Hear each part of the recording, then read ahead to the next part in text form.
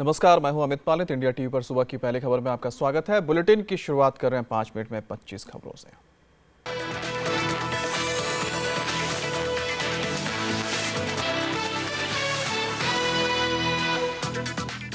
गोरखपुर से लखनऊ पहुंचते ही एक्शन में सीएम योगी आदित्यनाथ। गन्ना किसानों के बकाया 15 दिनों में भुगतान का दिया आदेश। बीजेपी ने घोषणा पत्र में किया था 15 दिन में भुगतान का वादा।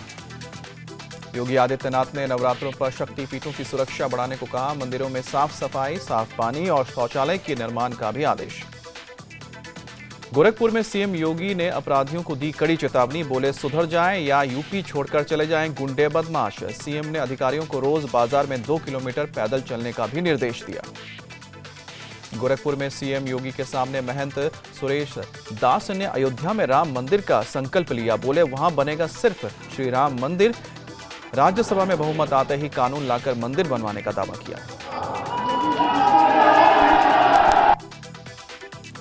योगी सरकार की अवैध बूचड़खानों पर कार्रवाई का विरोध। राज्य के मीट कारोबारी अनिश्चितकालीन हड़ताल पर गए। व्यापारियों ने लाइसेंस के नाम पर परेशान करने का आरोप लगाया। फर्रुखाबाद जेल में कैदियों के हंगामे पर सरकार सख्त। जेलर सस्पेंड, 4 बंदी रक्षक हटाए गए। जेल के सभी डॉक्टर्स को हटाकर नए डॉक्टर्स तैनात। यूपी के कौशाम्बी में छेड़खानी से परेशान छात्रा ने की आत्महत्या। पुलिस ने आरोपियों के दबाव में पीड़ित चाचा और भाई के खिलाफ केस दर्ज किया था। बीए की छात्रा को कई दिनों से सौदे कर रहे थे परेशान। बीकानेर में बलात्कार पीड़ित नाबालिग छात्रा के परिवार से मिलेगी महिला आयोग की टीम। कैंसर पीड़ित छात्रा ने स्कूल के 8 टीचर्स पर लगाया है रेप का आरोप। पुलिस कर रही है मामले की जांच। पीएम मोदी आज मध्य प्रदेश और छत्तीसगढ़ के बीजेपी सांसदों से मुलाकात करेंगे। सुबह नाश्ते पर बुलाया। आगामी चुनावों की रणनीति को लेकर चर्चा कर सकते हैं। पीएम मोदी ने फिर किया आतंकवाद पर वार। आतंकवाद को मानवता के लिए बड़ी चुनौती बताया। बोले, प्राचीन ग्रंथों से लेनी चाहिए प्रेरणा। लोकसभा में आज पेश हो सकता है देश भर में एक टैक्स वाला जीएसटी बिल। सरकार की 1 जुलाई से जीएसटी लागू करने की है योजना। राज्यसभा से मिल चुकी है बिल को मंजूरी। एमसीडी चुनाव के लिए आज कांग्रेस जारी कर सकती है उम्मीदवारों की पहली लिस्ट। टिकट बंटवारे को लेकर बीजेपी ने भी बैठक की। अमित शाह रहे थे बैठक में मौजूद। पटना में लालू यादव ने बनाई बीजेपी और आरएसएस से निपटने की रणनीति। बीजेपी को हराने के लिए सभी सेक्युलर दलों को साथ आने की अपील की। कहा, मुलायम मायावती भी साथ आए। मुंबई में वित्त मंत्री जेटली से मिले महाराष्ट्र के वित्त मंत्री सुधीर मुनगंटीवार। मुलाकात के बाद मुनगंटीवार का बयान, केंद्र से किसानों को बड़ी आर्थिक मदद का मिला भरोसा।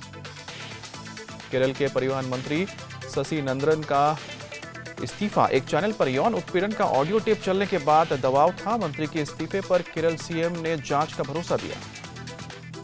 पुलवामा एनकाउंटर में मारे गए आतंकी का अंतिम संस्कार। आतंकी रियाज की अंतिम यात्रा में कई आतंकी भी शामिल हुए। रविवार को एनकाउंटर में मारे गए थे 2 आतंकी। मथुरा रिफाइनरी में तेल चोरी करने वाले गिरोह का सरगना मनोज गोयल गिरफ्तार। एसटीएफ ने की कार्रवाई। अब तक 100 करोड़ से ज्यादा का तेल चोरी कर चुका था आरोपी। पंजाब के तरन तारण में पुलिस को 25 जिंदा बम मिलने से हड़कंप। बम निरोधक दस्ते ने डिफ्यूज किया। जांच में जुटी पुलिस। मुंबई एयरपोर्ट पर करीब 5 किलो प्रतिबंधित ड्रग्स के साथ एक शख्स पकड़ा गया। 2.25 करोड़ रुपए बताई जा रही है ड्रग्स की कीमत। आरोपी के पास मिला है साउथ अफ्रीकन पासपोर्ट। मुंबई के थाने में महज 1800 रुपए के लिए दोस्त बना दोस्त का कातिल। उधार नहीं चुकाने पर चाकू से वार कर दोस्त की हत्या की। पुलिस ने आरोपी को गिरफ्तार किया। दिल्ली में रफ्तार का कहर। आईजीआई एयरपोर्ट के पास कार ने पुलिस पिकेट पर खड़े हेड कांस्टेबल को कुचला। गंभीर हालत में अस्पताल में भर्ती। दिल्ली में नानाजी देशमुख स्मृति व्याख्यान में संघ प्रमुख मोहन भागवत का संबोधन। सबका साथ सबका विकास को धर्म की घोषणा बताया। व्याख्यान में इंडिया टीवी चेयरमैन और editor in chief Rajat Sharma भी बोले। नानाजी देशमुख के काम में भगवान राम के गुणों की झलक। कश्मीर में भीषण बर्फबारी के बाद लौटी वसंत बहार। फूलों की सुगंध से महकी घाटी। बादाम और ट्यूलिप के फूलों से रंग बिरंगी हुई फिजा। अमेरिका में सिंसिनाटी के नाइट क्लब में फायरिंग। एक शख्स की मौत, 15 घायल। 2 हमलावर अंधाधुंध फायरिंग कर फरार हुए। ऑस्ट्रेलिया के खिलाफ धर्मशाला टेस्ट में दूसरे दिन टीम इंडिया की लड़खड़ाई पारी। 248 रन पर 6 विकेट गिरे। ऑस्ट्रेलिया के रन से 52 रन पीछे है टीम इंडिया।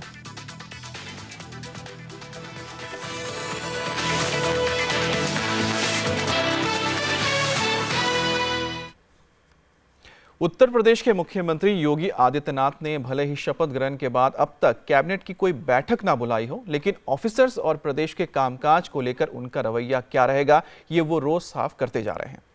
पहले गोरखपुर में सांसदों और विधायकों से मुलाकात के दौरान साफ कर दिया और फिर रात होते होते एक के बाद एक ट्वीट करके कई बड़े ऐलान भी कर दिए। आप देखिए, कल रात जब सूबे की जनता सोने जा रही थी, तब सीएम योगी आदित्यनाथ ने कौन कौन से फैसले लिए। 2 महीने के अंदर हम उत्तर प्रदेश के अंदर एक ऐसी स्थिति पैदा करेंगे कि उत्तर प्रदेश की आम जनमानस को लगने लग जाएगा कि सरकार कैसे चलती है। जहां पर 24 घंटे बिजली होगी वह उत्तर प्रदेश होगा, जहां की सड़कें गड्ढा मुक्त हो वह उत्तर प्रदेश होगा। हम लोगों को आने वाले 2 वर्षों में न गर्मी देखनी है, न बरसात देखनी है। अभूतपूर्व विजय के उत्साह के कंधों पर सवार ये उत्तर प्रदेश के वो सीएम हैं जो राज्य से उखाड़ कर फेंक देना चाहते हैं जमी जमाई भ्रष्टाचार को, कुशासन को, अपराधियों को, वो भी जड़ मूल से। सर्दी हो, गर्मी हो, बरसात हो, अनुकूल हो, प्रतिकूल हो, हर प्रकार की परिस्थितियों में रह करके कार्य करना है। योगी जानते हैं ये सिर्फ बहुमत नहीं है, सिंहासन के नाम जनता का आदेश है ये। इसलिए नॉन स्टॉप एक्शन जारी है सीएम का। छोड़ दीजिए शपथ के बाद से सीएम ने क्या क्या किया। सिर्फ कल रात जब यूपी की जनता सोने जा रही थी, तब सीएम योगी जनता के हक में फैसले कर रहे थे। एक के बाद एक ट्वीट करके बता रहे थे कि भरोसे की लकीर को छोटा नहीं होने देंगे। किसी जिले में अगर भूख या बीमारी से किसी व्यक्ति की मौत हुई तो संबंधित जिलाधिकारी और सीएमओ दंडित होंगे। राशन माफियाओं, खनन माफियाओं, गौ माफिया और वन माफियाओं के विरुद्ध अभियान शुरू करें अधिकारी। नवरात्रों पर सभी शक्तिपीठों पर विशेष सफाई, शुद्ध पेयजल, छाया, सुरक्षा और अस्थायी शौचालयों का निर्माण कराया जाए। व्यस्त बाजारों में पुलिस अधिकारी और कर्मचारी प्रतिदिन 1.5 से 2 किलोमीटर पैदल घूमकर जनता में विश्वास पैदा करें। गन्ना किसानों के पुराने बकाए 15 दिन के अंदर भुगतान कराए जाए। योगी आदित्यनाथ ने भले ही शपथ ग्रहण के बाद अब तक कैबिनेट की बैठक ना बुलाई हो, लेकिन अफसरों और प्रदेश के कामकाज को लेकर उनका रवैया क्या रहेगा, ये वो साफ करते जा रहे हैं। हम यहां मौज मस्ती करने के लिए नहीं आए हैं। हम लोग 18 से 20 घंटे कार्य करने के लिए आए हैं। जो 18 से 20 घंटे हम लोगों के साथ काम कर सकते हैं वही यहां रहे, अन्यथा लोग अपना रास्ता तैयार कर ले। 2 दिन बाद से नवरात्र शुरू हैं और नवरात्र के दौरान मंदिरों में कैसी अव्यवस्था रहती है ये सब जानते हैं। इसलिए उन्होंने सफाई और सुरक्षा के सख्त निर्देश दिए हैं। यही नहीं, किसानों के लिए भी एक बड़ा ऐलान किया। गन्ना किसानों के पुराने बकाए 15 दिन के अंदर भुगतान कराने का निर्देश दिया है। देखा जाए तो ये योगी आदित्यनाथ के विकास की नई बुनियाद है और इस पर विकास की इमारत को ऊंची करने की कोशिश शुरू हो गई है। सत्ता के संरक्षण में पल रहे गुंडे, माफिया, अपराधी, लुटेरे, ये सब के सब मेहरबानी करके तो उत्तर प्रदेश छोड़ करके चले जाएं, और अगर उत्तर प्रदेश में रहेंगे तो फिर उनके लिए 2 जगह होंगी। मुझे लगता है उस जगह कोई भी नहीं जाना चाहेगा और उसके बारे में वो तय कर लें क्या होना है। बिजली आपको भरपूर मिले। गोरखपुर में तो परिवर्तन हो गया होगा बिजली में, और बाकी अन्य जगह भी परिवर्तन दिखाई देगा। आप निश्चिंत रहिए, हर जगह दिखाई देगा। जितने इस प्रकार के लोग थे जो चोरी करवाते थे, चोरी करते थे और फिर अपना घर भरते थे, उन सब की एक एक करके छुट्टी हो रही है। सब जाएंगे घर। कोई भी प्रदेश को लूटने वाला, प्रदेश की जनता के भविष्य के साथ खिलवाड़ करने वाला व्यक्ति सत्ता के इर्द गिर्द कहीं भी नजर नहीं आएगा। हम लोगों ने तय किया है कि 15 जून तक गड्ढा मुक्त सड़कें हो जाएं प्रदेश के अंदर। यह दायित्व केवल मेरा नहीं है, केवल हमारे मंत्रियों का नहीं है, हमारे जनप्रतिनिधियों का भी है। जितने हमारे माननीय सांसद हैं, जितने हमारे माननीय विधायक हैं, वे सब भी ये सुनिश्चित करें, जाके देखें, कार्य की गुणवत्ता को चेक करें, और अगर कहीं गलत काम हो रहा है लिख के केवल मुझे एक मैसेज कर दीजिए। बाकी मैं उसकी सारी अपने आप व्यवस्था करवा दूंगा कि इसके बाद क्या कार्रवाई होनी है। ऐसे ताबड़तोड़ फैसले ले रहे हैं सीएम कि जमीन से जुड़े फैसलों को आसमान से तय करने वाले नेता हैरान और परेशान हैं। योगी आदित्यनाथ के इन इरादों को आने वाला समय अपनी कसौटी पर जरूर परखेगा, लेकिन फिलहाल तो उनके पास यूपी के लिए स्पष्ट सोच है, ठोस रास्ता है और मजबूत इरादों का एक रोड मैप है। मनीष प्रसाद के साथ अभिषेक उपाध्याय, इंडिया टीवी, गोरखपुर। बीकानेर से सामने आई है एक चौंकाने और शर्मसार करने वाली खबर। बीकानेर के एक गांव में 13 साल की नाबालिग लड़की का उसके 8 टीचर्स ने यौन शोषण करते रहे। ये घिनौनी हरकत पिछले 2 सालों से जारी थी, लेकिन आज ऐसे गंभीर हालात बने कि लड़की को इस घिनौनी करतूत का सच दुनिया के सामने रखना पड़ा।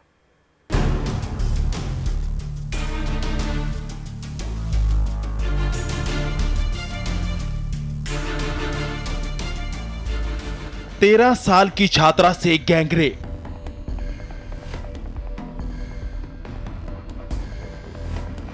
स्कूल के टीचर्स पर आरोप।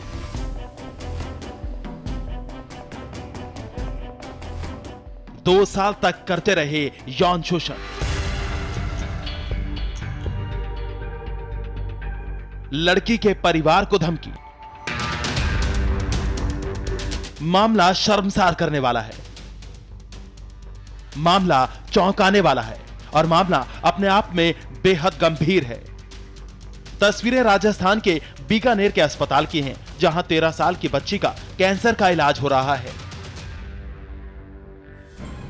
लेकिन इस नाबालिग लड़की की इस हालत और कैंसर से पीड़ित होने की वजह जब आप जानेंगे तो यकीन मानिए आप गुस्से से भर जाएंगे और आपका खून खौल उठेगा। मामला बीकानेर के एक गांव के सरकारी स्कूल का है और इसी स्कूल में मासूम की जिंदगी को बर्बाद कर दिया 8 शैतान दिमाग टीचर्स ने। दरअसल स्कूल के टीचर्स ने लड़की की अश्लील वीडियो क्लिप बना ली और इसी क्लिप को इंटरनेट पर डालने की धमकी दी। अश्लील क्लिप के सहारे अप्रैल 2015 यानी करीब 2 साल से टीचर्स लड़की का रेप करते आ रहे थे। टीचर्स छुट्टी के बाद लड़की को ट्यूशन के बहाने अकेले बुलाते और डरा धमकाकर उसका रेप करते। लड़की परेशान होकर जब भी शिकायत की बात करती तो उसे जान से मारने की धमकी देते थे टीचर्स। आरोपी टीचर्स ने बच्ची को इतनी ज्यादा मात्रा में गर्भ निरोधक दवाएं खिला दी कि बच्ची को कैंसर हो गया। अब जब परिजनों को लड़की की हालत और पूरे मामले की खबर लगी तो उन्होंने लड़की को इलाज के लिए अस्पताल में भर्ती करवाया। लेकिन लड़की के पिता का आरोप है कि उन्हें टीचर्स की तरफ से धमकियां मिलने लगी हैं। पता मेरे को 2016 के अंदर चला था, लेकिन मैं समाज के डर के लिए मैंने बताया नहीं किसी को। मुकदमा मेरे को हॉस्पिटल भी नहीं आने देते, मैं क्या करूँ बताओ। मुकदमा करूँगा या मेरे को घर पे जीना आराम कर दिया और हॉस्पिटल आता हूँ तो भी मेरा जीना आराम कर दिया, तो मैं मुकदमा नहीं करूँगा। कि मेरे को ट्रैक्टर लेकर गाँव आता हूँ ना तो भी बोलेरो गाड़ी लेके और सामने 8-10 लोग मिल जाते हैं और मेरे को हॉस्पिटल भी नहीं आने देते। करीब 11 साल की उम्र से लड़की का यौन शोषण होता रहा और 8 टीचर्स हर मर्यादा को तार तार करते रहे। दिल्ली में रविवार को नानाजी देशमुख की याद में व्याख्यान का आयोजन किया गया, जिसमें संघ प्रमुख मोहन भागवत के साथ इंडिया टीवी के चेयरमैन और editor in chief Rajat Sharma भी शामिल हुए। इस मौके पर जहां भागवत ने सबका साथ सबका विकास को धर्म की घोषणा बताया, वहीं रजत शर्मा ने कहा कि उन्होंने नानाजी की वजह से ही लेखन और पत्रकारिता में कदम रखा।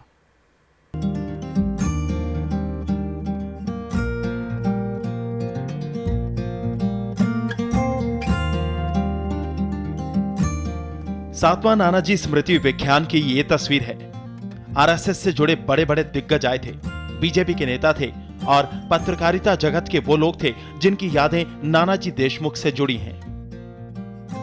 व्याख्यान में मौजूद इंडिया टीवी के चेयरमैन और editor in chief Rajat Sharma ने भी उन दिनों को याद किया जब वो नानाजी के साथ थे। आपातकाल के दौरान जब सबकी गिरफ्तारी हो रही थी तो कैसे कैसे वो जेल पहुंचे और फिर नानाजी से उनकी मुलाकात हुई। आपातकाल का समय आया, हम फिर नानाजी के बारे में कहानी सुनने लगे। पैंट कमीज पहनकर, सिर मुंडवा के, फ्रेंच कट दाढ़ी रख के, चश्मा लगा के, एक नौजवान बन के वो अंडरग्राउंड मूवमेंट का काम करने लगे। विजय गोयल यहाँ बैठे हैं, हम दोनों मिलकर के एक अखबार निकालते थे मशाल नाम से, उसमें इस तरह की कहानियाँ हम लिखते थे। हालांकि वो लिखते लिखते पकड़े भी गए, पुलिस ने मारा भी बहुत बाद में। विजय गोयल जी भागने में तेज थे, ये खो खो के खिलाड़ी थे, ये भाग गए, मैं पकड़ा गया पुलिस में। यही नहीं, रजत शर्मा ने बताया कि अगर आज उनकी पत्रकारिता जगत में कोई पहचान है तो उसका श्रेय नानाजी देशमुख को ही है। जब वो तय नहीं कर पा रहे थे कि भविष्य के लिए कौन सा रास्ता चुना जाए, तब पत्रकारिता में उन्हें पहला मौका नानाजी ने ही दिलाया था।